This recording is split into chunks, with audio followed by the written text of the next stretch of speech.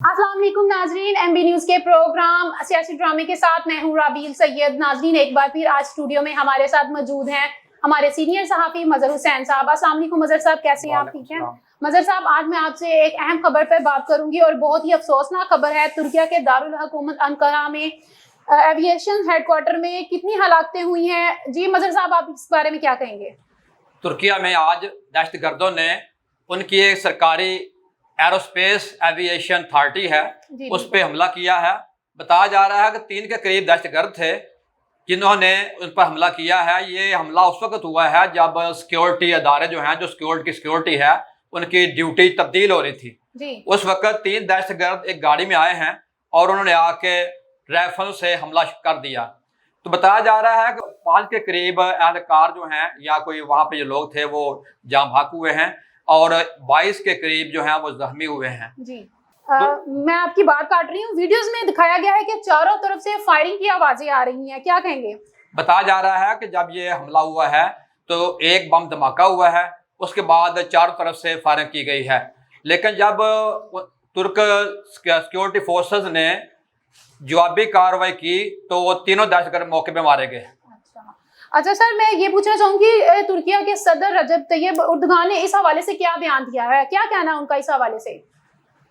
तुर्क हुकूमत का कहना है कि हमारी एरोस्पेस कंपनी जिसमें हवाई जहाज़ों के पुर्जाजात बनाए जाते हैं, वहाँ पे हमला किया गया।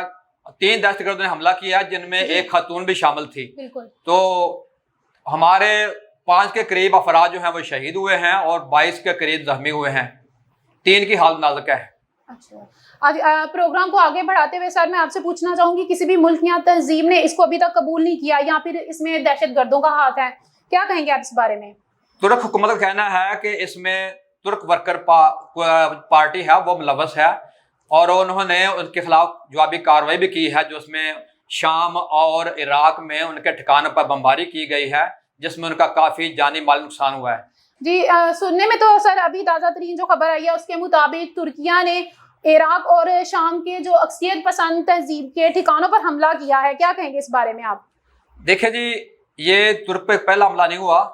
सहूनी ताकतें देखें, दुनिया में जो इस्लामी मुल्क में है जो मजबूत हैं, 2 वो पाकिस्तान है, वो तुर्की है, जिनके पास दफाई सलाहियत मौजूद है। तो सहूनी ताकतें नहीं चाहती कि ये जो 2 बड़े मुल्क हैं ये तरक्की करें या ये मजबूत हों। तो ये दहशतगर्द हमले पहले भी तुर्किया में होते रहे हैं। आपको याद होगा कि पहले एक बहुत बड़ा तुर्की पे हमला हुआ था जो कि उसकी हुकूमत के खिलाफ था। तुर्क सदर तैयब अर्दवान की हुकूमत खत्म करने के लिए था। तैयब अर्दवान को वो जहर भी दिया गया था इस जी, जब ये हमला हुआ तो उनकी कोई फौज के लोग भी साथ मिले हुए थे। तो तुर्क कौम ने टैंकों की आगे लेट कर इस हमले को नाकाम बनाया था और जो सहूनी ताकतों की तरफ से मनसूबाबंदी की गई थी उसे मुकम्मल तौर पर नाकाम कर दिया था। अच्छा, इस प्रोग्राम को आगे बढ़ाते हुए सर मैं आपसे आखिर में ये सवाल पूछना चाहूंगी, अगर इसमें दहशतगर्द इन्वॉल्व हैं तो इनका क्या मकसद था? तुर्किया के चीज़ों को नुकसान पहुंचाने का क्या मकसद था कि वो क्या चाहते थे कि तुर्किया की साख को हम जो है वो खराब करें? साफ ज़ाहिर है जी, जब ये हमला होता है तो हमला सिर्फ इसलिए किया जाता है कि उस मुल्क को कमज़ोर किया जाए, उसकी जो वहाँ पे सिक्योरिटी इदारे हैं उनको, उनकी सलाहियतों को कमज़ोर किया जाए। तो ये जो हमला किया गया है ये तुर्की के ख़िलाफ़ है और तुर्की की हुकूमत को कमज़ोर करने के लिए किया गया है।